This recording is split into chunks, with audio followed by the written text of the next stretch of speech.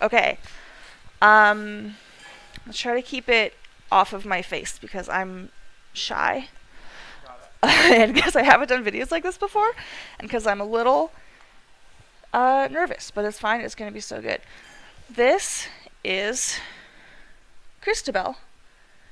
Um, Depending on how you count it, I have been working on her somewhere between like 2 and 12 years. Um, the actual doll I started a couple years ago, but like the original sketch that she's based off of is from one of my like I think that this sketchbook was from like my freshman year of high school. It might have been middle school. I wasn't putting dates on anything yet Mm-hmm. at the time. A couple years ago, I was going through my sketchbooks and I found that and I loved the confidence of the I will make her and I thought I'd follow through and do that. And she's gotten put into storage a lot of times in the last couple years. But I finally put the last details on her yesterday. So she's finally finished. And I thought it would be fun to dress her on camera and go through all of the layers and all of the work that has gone into it. I made her this little dressing gown last night because I felt sad to have her sitting around just naked. Um, but I'm going to take this off. I don't think this is going to freak out any of YouTube's censors, and even if it does, I'm not trying to get monetized. So, whatever. So this is the body. I'm going to take the back of the head off because it's going to be easier to dress her probably with that off. The only parts of this that I did not make myself are the stand, which I got off of Etsy. I will find and link below the shop that I got it at, but it's a pretty standard ball joint doll stand. And then the print file for the body. My fiance did do the actual printing on their printer, but the file we got off of some website. If I can find that, I'll also link it, but I'm less confident in being able to find that. It's been a couple years. Everything else was hand done. I printed her, we printed her out. I colored her using mostly Copic markers. I do not know why her coloring is so intense, like between her and her chest and everything. It's been a couple years. I think this more replicates the sort of coloring style I was using at the time. I really like how her knees are 3 pieces, like this. It lets them fold really, really nicely. I'm really, really pleased with like the file. The hands are really lovely. The face sculpt is really lovely. I, a couple days ago, went in and sueded all of the joints in the main line. Her arms never needed them. Her arms have always held position wonderfully. But I can never get the tension quite right in the main line. So I went in and I added hot glue inside the cups of all the joints. Not very elegantly. It's kind of sloppy in there, but it's helped a lot with keeping her in position. This leg always wants to kick back for some reason, and the slightest little movement, it'll knock back. Whatever. It adds character. It's cute. Don't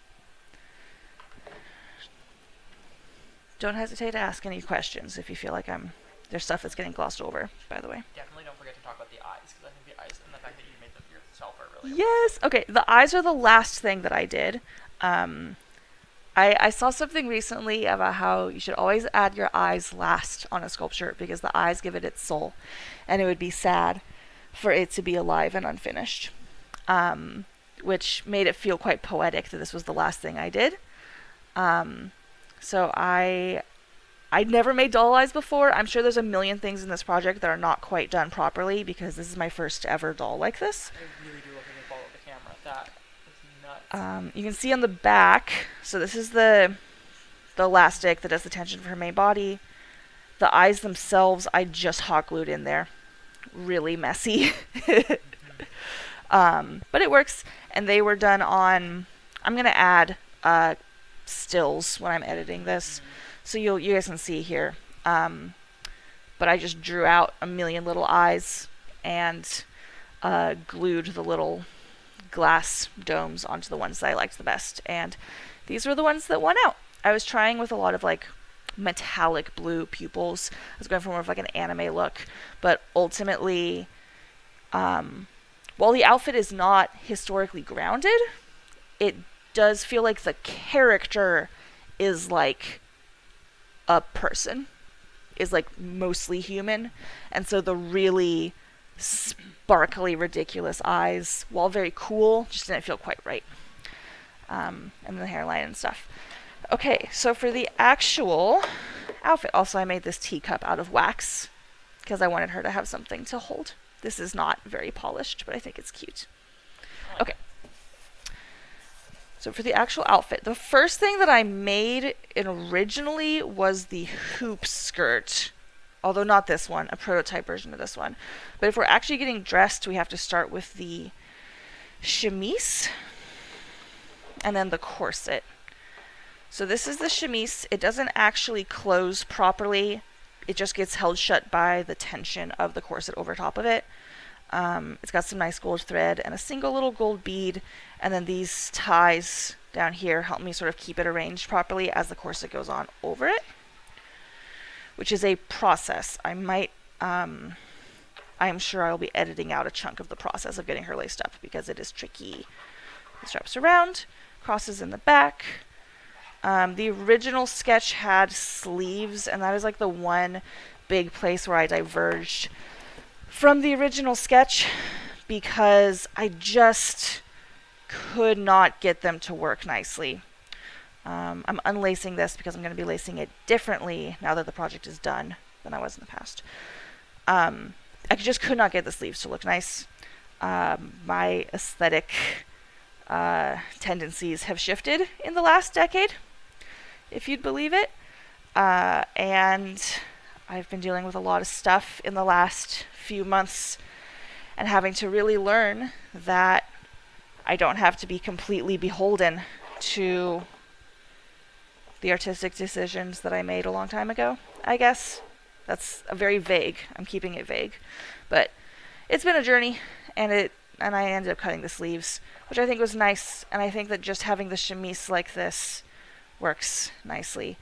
Getting the chemise and the corset put on is going to be like by far the most fiddly part of this, and I suspect that she's not really going to get undressed again anytime soon once this is all done, which is why I've been putting off finally redressing her until I can make a video of it. You should talk about how you made the, like, what kind of fabric you used and whatnot. Right, It's okay. really impressive. So, It's small. all of the fabric for this whole project just came out of my scrap stash for various sewing things. The corset itself is denim, is jean material from an old pair of pants I have. I'm going to take this off a little bit, actually, so I can show you this.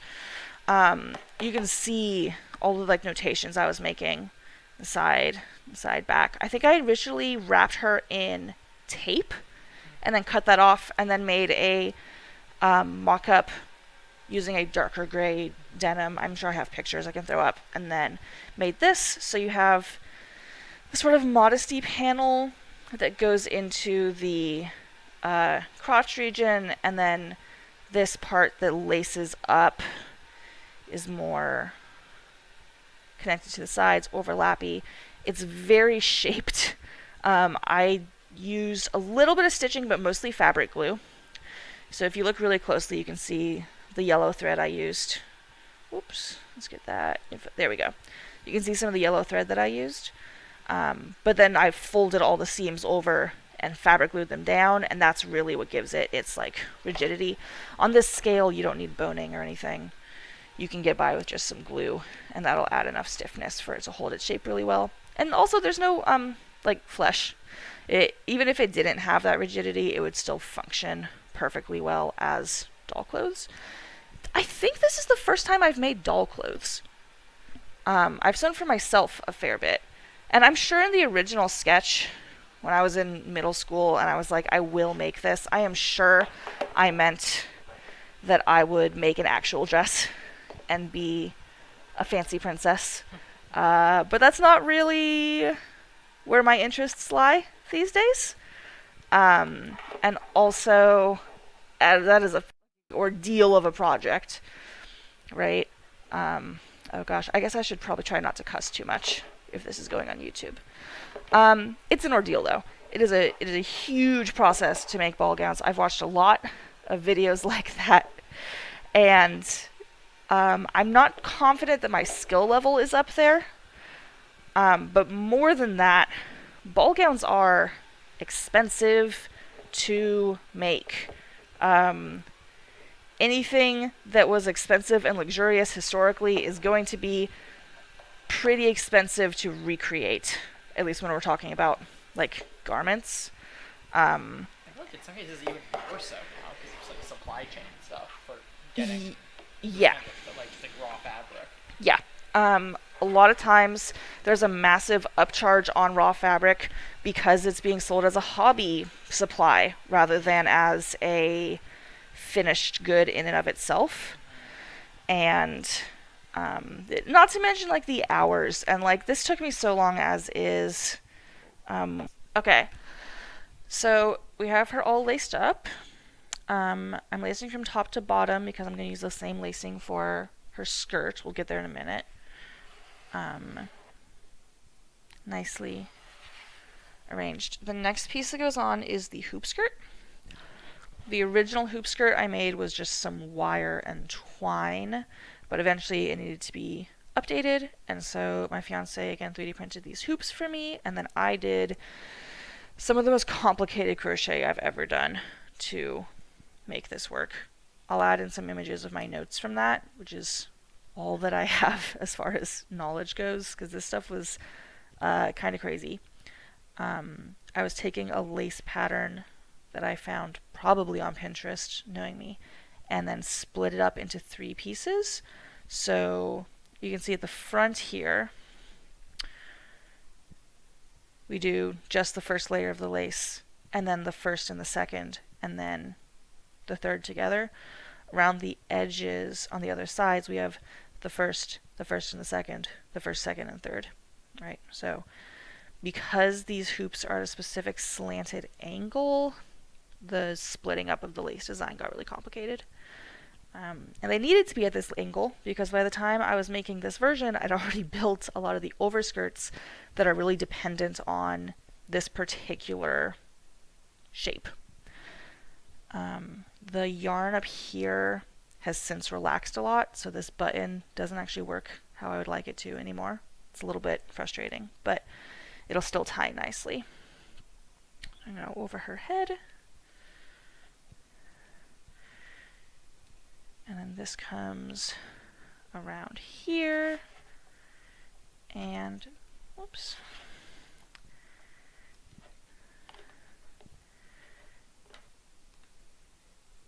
I would love to be able to just loop it through the loop here, but that doesn't quite work anymore.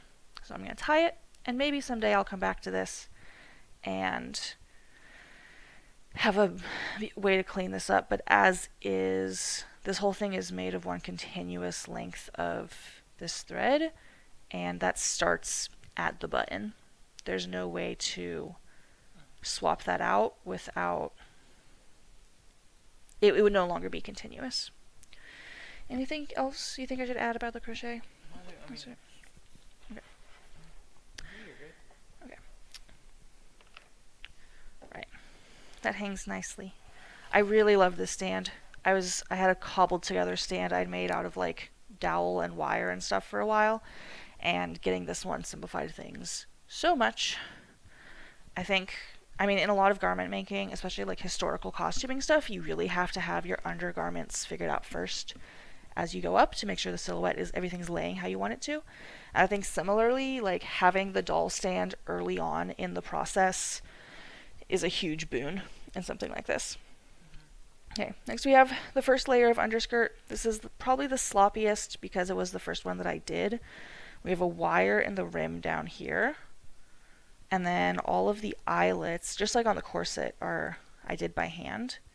This was probably the first part where I set this project down for like 6 months because doing all those eyelets was a pain. And then here we have this seam was too thick to go through, so I added a little eye instead. And then, so that is all the way laced up tight. I don't want it to be all the way tight. I want to be able to see the hoops through the gap in the front. That's a pretty essential part of the design. But I also want it to have a nice sort of stiffness to it. I'm going to, I think, save most of that for my final little bits of rearranging. But that is laced up. I don't know why I was so fascinated with like the lacing on the corsetry when I was small, but I don't know that I've totally gotten over that now either. I think it's a very beautiful part of the design. It's what I got me into historical fashion, was corsetry. I do wish that the hoops themselves were a little bit more visible among the crochet. I don't regret doing it the way that I did, per se. I think that it is kind of kick-ass.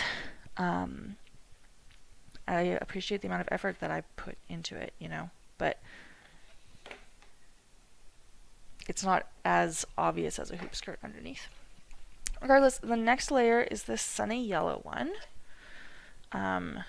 This one, I designed it almost as if there was a bustle in the back, because at that point I was working with my old worse stand, which had that post going up behind her rear a little bit. But I think it still works pretty nicely with this, because you have the bulk of the seam and you have the bulk of the strap for the hoops, and that helps smooth them over, make them feel more intentional. This skirt is the only piece of machine sewing in this. Everything else was hand sewn. The eyelets are still hand sewn. This is also this was another point where I put this project down for a long time, because this beading, these gold beads were too small to fit on any of the needles I had, which made stringing them up and stitching them a absolute nightmare. I eventually did find a needle that fit about halfway through this process, but this was a huge pause point for me. I feel like at this point you can start to see the vision a lot better. The last layer is this, sort of a 3-in-1. I have this ugly little thread running through it underneath to sort of pucker things in, make things sit a bit nicer. And then all of this lace. This is probably, if I had to pick one piece of this whole project that I'm most happy with, it would be this lace. I crocheted all the lace out of embroidery floss. So I got this metallic embroidery floss lace, and then this sort of like rainbow metallic I was doing the embroidery with, these beads, and then this light blue sort of metallic, sort of pearlescent one. The actual lace here is very, very simple, because if I made it complex at all, it just got out of scale really fast. But I think that it gives the impression correctly. I think if I had had smaller crochet hooks at the time and had been using only one strand instead of the like 3 or 4 here, I could have gotten a lot more ornate with it. I also quite likely would have gotten frustrated and given up halfway through and had another long pause there. So I'm sort of grateful that I'm very glad that everything here went the way it did.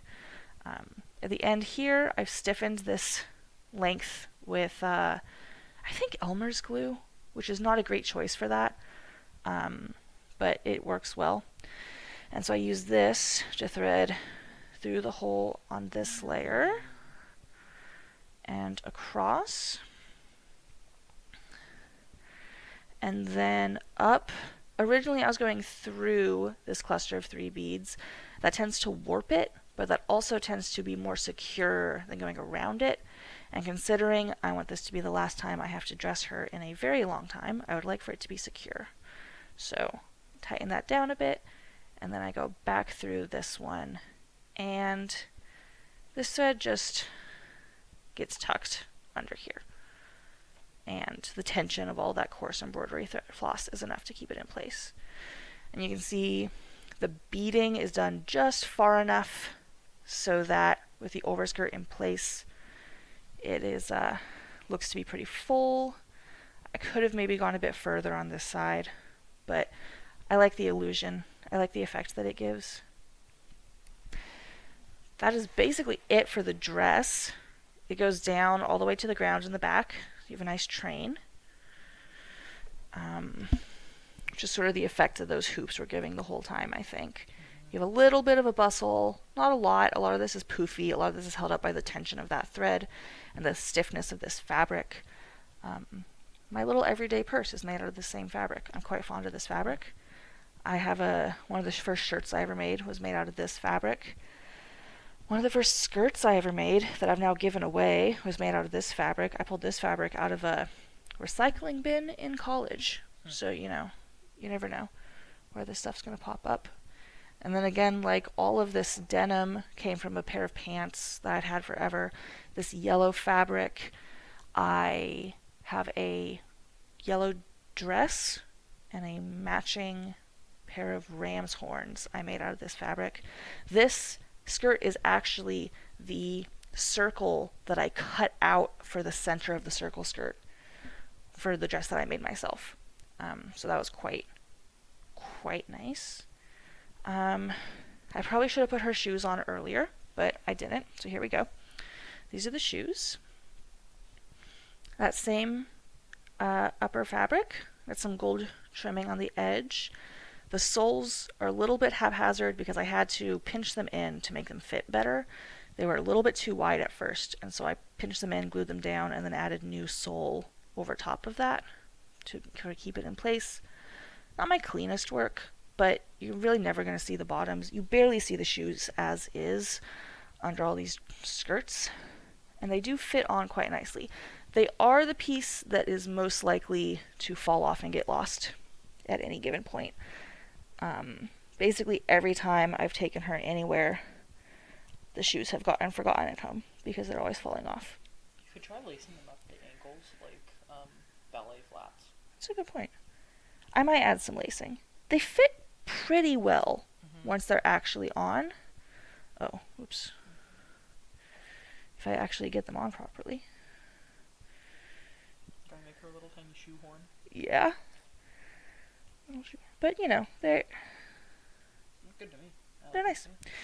And like while she's just sitting there, they're fine. It's while I'm working on her, so I'm picking her up and putting her down and moving her around all the time. Thrashing. That's when they fall off. Here we are. Okay. Reaching this point was huge and crazy because this is the end of the dress. And I did the skin tones, one of the first things I did. But her face and her eyes and her hair was one of the very last things I did. So I guess the hair is next. Her head is in two pieces, and it was important to me that the hair all be on the back piece so that I could remove it if I needed to mess with the tension in her elastics at all. Because inevitably that elastic is going to soften over time, and I want her to stay good and posable. I don't know why it's so important that she stay posable. When she has a nice stand, she's not going to be in poses very much, but it did matter. So this is the wig I ended up making. You can see I colored her hairline to match it, so you get a bit of that impression of that hanging down.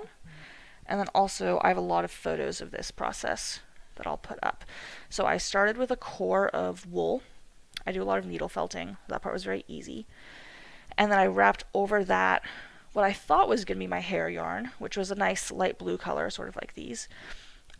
Except I had not paid good attention, and that yarn was I think it's called variegated yarn. It changes color as you go through the spool, which would not work. Plus, when I started to curl it, that did not hold a curl. You can see actually the remnants of that blue yarn along the hairline here. So I got to the point of adding curls, and that yarn would not hold a curl, and the color was not consistent. So I took all the yarn I had that was in reasonably acceptable colors, and I tried to curl them all. I did these by wrapping it around wooden dowels and then soaking it in boiling water and then letting it dry on the dowel so you get these nice curls. This was the one that holds the curl the best. It is a wool. I believe it is an alpaca wool. I'm not certain on that. It was a gift from my father-in-law, which I'm very glad that I've been able to put to good use. It's always nice to actually be able to use stuff like that. Um, I think my one regret about this piece is that when I added the yellow over top, I had sort of woven this blue hairline to sort of come down around the ears and around the base of the neck. And it was a huge process. It was very fun, but it was also very time consuming, very labor intensive. This like false hairline so that it would come down and be relatively snug against the head. And as I added the yellow covering over that, it pulled it all up and sort of away from the head. So the wig does not fit as snugly to the head as I would like. I can live with it. Adding the hairline to the doll's head herself helps a fair bit, but it is a bit annoying. And then once I had all those curls, I just started sewing on the curls, making the little ringlets. I added a drawstring right around the edge here, which is this one. Put a little bead on it so I could tell it apart, so that I can sort of cinch it down closer to the head once it's on. And then the flowers I crocheted. I'll make sure to put a link in the description to the website where I got this crochet pattern. This was the first one I made. It's a lovely crochet pattern. It works great. And in this like sort of pearly white embroidery floss, it is absolutely gorgeous in here. So I just put her skull back on. A little pressure. Yep, that's nice and snug the cap is. And then I will grab that little drawstring bit and cinch that down a little bit tighter. Nice. Pile her curls up over her shoulder like so. She's a very elegant lady. Our Cristabell. I had no idea what her name was until I put her eyes in, and then it just felt so obvious. And whenever I'm doing something like this, I always want to double check. I'm Googling like Cristabell name origins, Cristabell character. You never know when it's going to be something with weird associations that you don't want. But it turns out that Cristabell is a famous old poem that I never heard about a beautiful and innocent young lady who I think gets caught by a witch or something. But I think it's quite fitting. I think she's a beautiful and innocent young lady. And a real passion project, a real gift to my childhood self, It would be so poetic to say that this, healed my inner child. I don't think I understand my inner child well enough to know if they're healed by this. But I think that it's really nice to make stuff just because you can. And I think it's nice to make stuff that my younger self would have been really excited to have. I like the idea that in the future, I'm still going to be building my life with who I am right now in mind. And yeah. Yeah, I think she can be very intense if she wants to. But I also think she's friendly, And I think her job is to be beautiful and to exist and be beautiful and to be beloved and to be proof that things can just be fun for their own sake and life can be full of beautiful things. This is very sappy. I'm very pleased with myself.